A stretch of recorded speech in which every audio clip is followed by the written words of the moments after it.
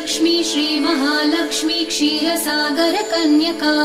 उत्तिष्ठ हरिसम्प्रीते भक्तानां भाग्यदायिनी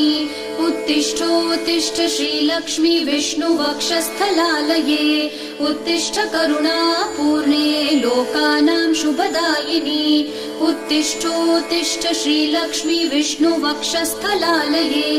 उत्तिष्ठ करुणापूर्णे लोकानां शुभदायिनी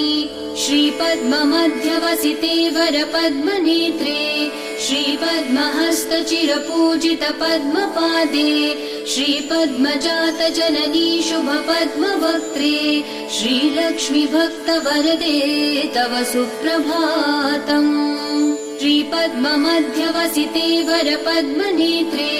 श्रीपद्महस्तचिरपूजित पद्मपादे श्रीपद्मजातजननी शुभपद्मवक्त्रे